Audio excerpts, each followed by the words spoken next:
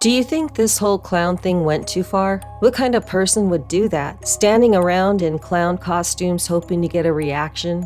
Probably a frightened reaction from people. Is something twisting around in their minds that makes them want to dress up like clowns? And for some, how do they finally stop? Hi there, welcome back to another night filled with tales of terror. Now before we get started, I just want to ask how everybody's doing. I hope that you're all doing great, and I hope that you're all getting ready to get scared. I also want to tell you that just like in all my other videos, when listening to the story, you may begin to wonder if what you're hearing is true or not true. And here's where I ask you just to hang on till the end of the video so we can all find out together. So with that, get comfortable, click the like and subscribe buttons for me, turn down the lights, and let's begin.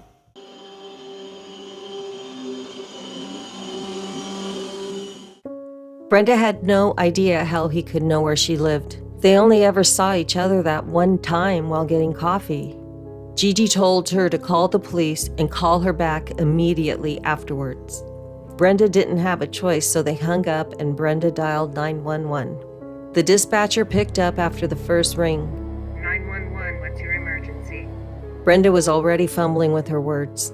My name is Brenda Faro, and I live at 3622 Bells Avenue. I'm not exactly sure if this qualifies as an emergency, but I've been getting texts from a guy I met at the coffee house a few days ago.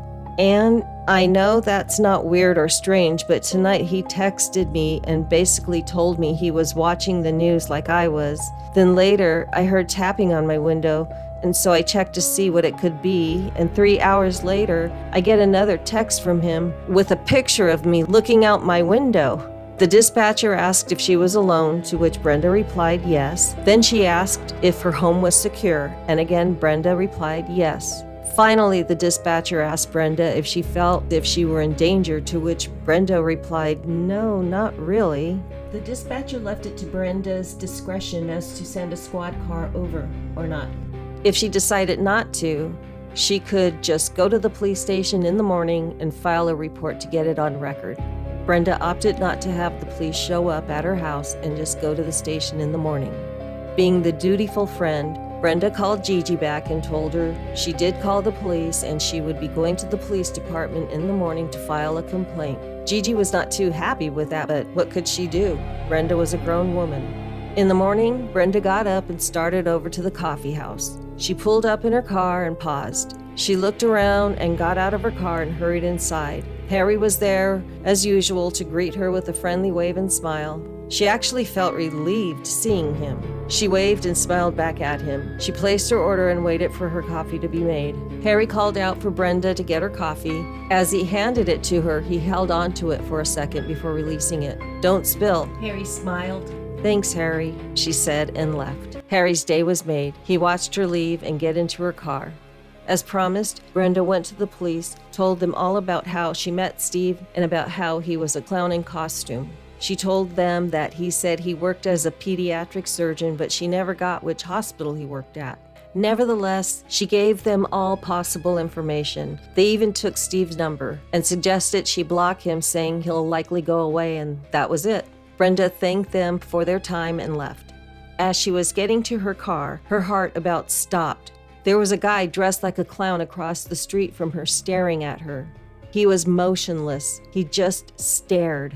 This was so unnerving. She got into her car, locked all the doors, and drove away.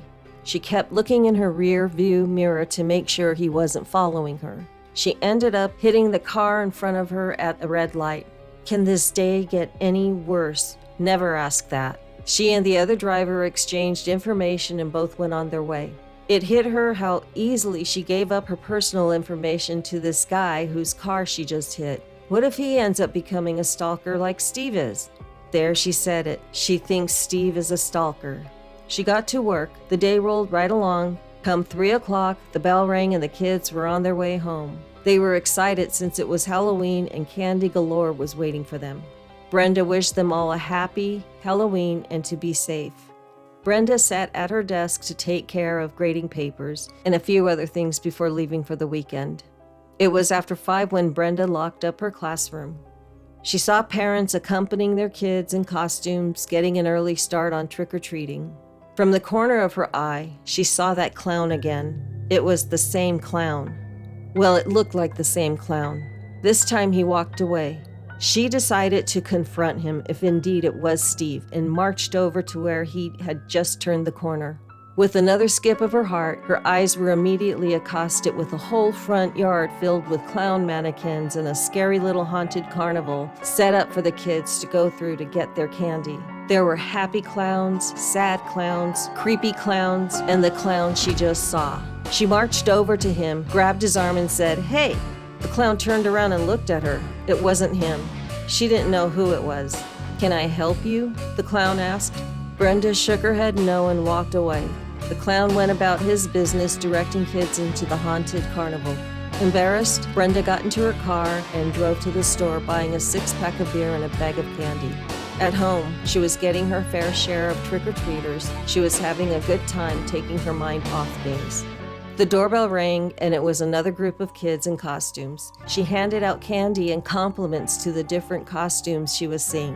It was fun, but then she looked up past the kids and parents, and there was that clown again, standing there staring at her. She gave out the last of her candy, then turned her porch light off to let the kids know she was out of candy. She went to her living room window and peeked out. No clown there. She cracked open another beer and sat down in front of the television. Then another text alert. She picked up her cell phone and cringed. It was Steve again. She opened the text, and picture after picture began to show up on her screen. He had taken a picture of her leaving her house in the morning, getting in her car from the coffee house, leaving the police department, grading papers in her classroom, at the store paying for the candy and beer, and finally one of her passing out candy. That's it. She called the police. They took a report and said they were going to look into whoever this Steve guy really is and to keep all her doors and windows locked. There was really not much more they could offer since no physical harm had been attempted or done at this point. Feeling frustrated, Brenda paced her living room. She couldn't just sit down and watch television. This was far beyond the line of crazy. A few hours passed and it was getting late, so Brenda walked through her house to double-check all the windows and door locks. She was secured inside her home. She turned off the television and made her way into her bedroom to again start her nightly routine. Standing in front of the bathroom mirror, she saw that her bedroom window was opened. She rushed over to it, and to her relief, the screen was intact, but she closed and locked it anyway. She got on with teeth brushing and face washing. Just as she was on her way into her bedroom, she got another text alert. Yes, it was Steve. Brenda's eyes welled up with tears as she let out a small cry. She opened the text, and it was a picture of Brenda, but this time it was taken in her bedroom where she was standing. It took her a second to process what she was seeing. Then she looked at the doorway to her bedroom, and there he was, Steve, dressed in his clown costume. Terrified, Brenda fumbled with her phone to dial 911. She could hear the dispatcher answer, but instead of saying anything, she dropped the phone to the floor next to her bed. She tried to remain as calm as possible. "What are you doing in my house? How did you find out where I live? Why are you doing this to me?" Steve took a step forward. "Stay where you are," Brenda screamed. It was no good. Steve was coming for her. Brenda knew it was time to fight. She grabbed the flashlight next to her bed. That was her only real option for a weapon, and she began to swing. She got in a hit or two before Steve knocked the flashlight from her hand. Then Steve grabbed her up by her arms and lifted her off the ground. Brenda screamed hysterically for help, hoping the dispatcher was sending the police. The wind was knocked out of her when her body hit the wall. She didn't realize he threw her across the room. He grabbed her up, but somehow she was able to struggle free from him. She attempted to run out of her bedroom and into the bathroom where she shut the door, but that was futile. He was able to shove the door open before she could lock it. Without thinking, Brenda grabbed her hairspray and started to spray Steve right in the face. He fell back from the surprise and the sting of the spray. He started rubbing his face. His makeup began to smear and it hit her. "That isn't Steve. It's someone else." She sprayed him some more and ran for her living room. She could see the flashing police lights through her curtains. She unlocked her door in record time and was racing out of the house towards the police as fast as possible. The police shouted out to stop and put your hands up. How could they be saying this to me, Brenda thought while in total shock. They shouted again, so she tried to stop and ended up falling onto the ground in front of them, and that's when they shot. It turned out that the original clown was Steve, but the clown that began stalking Brenda was Harry. He apparently knew Steve and where he worked since he was somewhat of a regular like Brenda at the coffee house. Harry managed to get Steve's cell phone, and since he saw that Brenda had taken such a liking to Steve as a clown, he thought he'd do the same thing and win her over, but instead it got out of hand, and now Harry lay lifeless on the steps of Brenda's house. Okay, well, what do you think? All I can say is that you never really know if you're being watched. And you really never know what a person is thinking, do you? And it's really too bad about Harry. He let his obsession get the better of him. So I just want to ask if you figured out if the story is true or not true. Well, if you guessed not true, you're partially correct. This story is based on true events that have happened to real people. But the people in this story are just fictitious characters I conjured up in my scary brain. So it looks like it's time to say goodnight. But before we go, I just want to ask that you click the like and subscribe buttons and to prepare for more tales of terror delivered to you weekly at 3 a.m. So until then, stay safe and stay scary.